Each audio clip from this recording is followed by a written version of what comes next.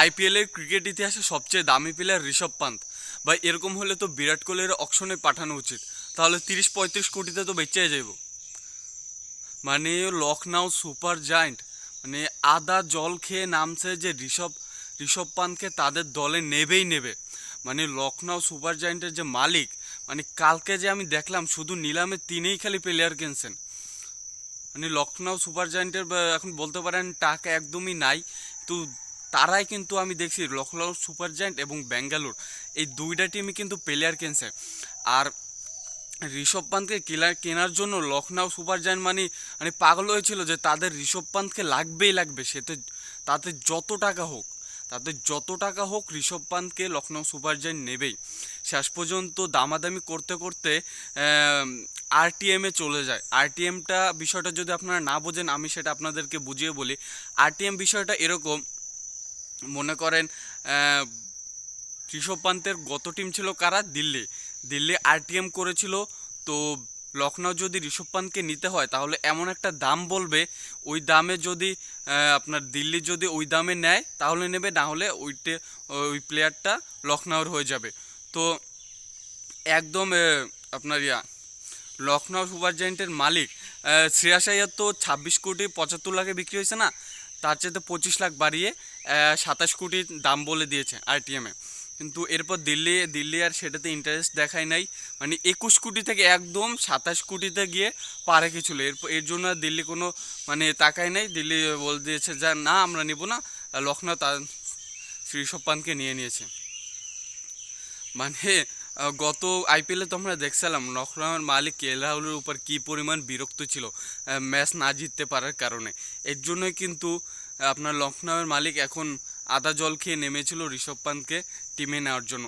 এবং আমি গতকালকে যেইটা দেখলাম, আপনার যে আইপিএলের টিমে যে মালিকগুলো আছে তারা কিন্তু অধিকাংশ মালিকরাই দেশের প্লেয়ারের উপর কিন্তু বেশি ইন্টারেস্ট দেখিয়েছে, তারা কিন্তু দেশীয় প্লেয়ার বেশি কিনতে চেয়েছে।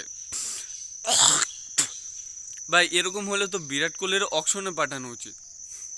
বিরাট কোহলি 21 কোটিতে বেঙ্গালুরু হয়ে খেলছে। আমি বলি ভাই, বিরাট কোহলি যদি অকশনে আসতো না, প্রত্যেকটা টিম বিরাট কোহলি নেওয়ার জন্য পাগল হয়ে যেত। এবং আরসিবির যত ফ্যান দেখেন একমাত্র বিরাট কোহলির জন্য, বিরাট কোহলির ফ্যানরাই কিন্তু আরসিবির ফ্যান হয়ে গিয়েছে। এবং প্রত্যেকটা প্লেয়ারে কিন্তু আরসিবির হয়ে খেলতে চায়। আর আরেকটা বিষয় যদি বলি আপনাদেরকে, যে আপনার কলকাতা নাইট রাইডার্স তারা কিন্তু যে প্লেয়ারগুলোকে ছেড়ে দিয়েছে, শ্রেয়াস আইয়ারকে যে ছেড়ে দিয়েছে, শ্রেয়াস আইয়ার কিন্তু সর্বপ্রথম সবচেয়ে দামি প্লেয়ার ছিল 26 কোটি 75 লাখ টাকা। কিন্তু এরপর আপনার ঋষভ পান্তের যে নাম আসলো, সেই রেকর্ড 20 মিনিটও থাকতে দেয়নি, আপনার আবার ঋষভ পান্ত ভেঙে দিয়েছে। যেরকম আমরা গত আইপিএলে দেখেছিলাম প্যাট কামিংসের রেকর্ড করেছিল 20 কোটি টাকা, এরপর আবার মিচেল স্টার্ক এসে সেই রেকর্ড ভেঙে দিয়েছে। এইবার আইপিএলও সেম একই অবস্থা হয়েছে। তো শ্রেয়াস আইয়ারের উচিত আইপিএলে কলকাতার হয়ে পায়ে চুমু খাওয়া ভাই। কারণ শ্রেয়াস আইয়ারকে ছেড়ে দেওয়ার পর শ্রেয়াস আইয়ার নিজেও ভাবতে পারে না যে এত দামি হয়ে তিনি বিক্রি হবেন 26 কোটি 75 লক্ষ টাকা। মানে শ্রেয়াস আইয়ার নিজেও ভাবতে পারে না যে তিনি এত দামে বিক্রি হবেন। এবং আবার এই যে আপনার কলকাতায় আর একটা প্লেয়ার ভেঙ্কটেশ আইয়ার, তাকেও কিন্তু কলকাতা ছেড়ে দিয়েছিল, এবং ছাড়ার পর কিন্তু কলকাতায় তাকে দাম বাড়িয়ে এরপর কিনে নিয়েছে 23 কোটি টাকায়। মানে আইপিএলে গতকালকে যে নিলামটা দেখলাম সেটা দেখে পুরো মাথা পুরো আউলাই গেছে। মানে কি হইতেছে, যে প্লেয়ারে ছাইড়া দিতেছে সেই প্লেয়ারে আবার দাম বাড়াইয়ে সেই টিমগুলো আবার নিয়ে নিতেছে। আবার এই জায়গায় কিন্তু বেঙ্গালুরের যদি কথা বলে, আমাদের প্রিয় বেঙ্গালুর টিম, সেখানে কিন্তু নতুন মুখ এসেছে। সেখানে ওপেনিংয়ে এসেছে ফিল সল্ট, এবং আপনার ম্যাক্সওয়েলের জন্য কিন্তু বেঙ্গালুর আপনার বিট করেছিল, কিন্তু ম্যাক্সওয়েলকে শেষ পর্যন্ত তারা নেয়নি। এবং ফিনিশার এসেছে কিন্তু স্টোনিস, আবার আবার নামি দামি প্লেয়ারও কিন্তু এসেছেন। কিছু চেঞ্জ হয়েছে, সিরাজকে নেওয়ার জন্য কিন্তু বেঙ্গালুরু বিট করেছিল, কিন্তু সিরাজকে তারা নেয়নি, সিরাজকে তারা ছেড়ে দিয়েছেন।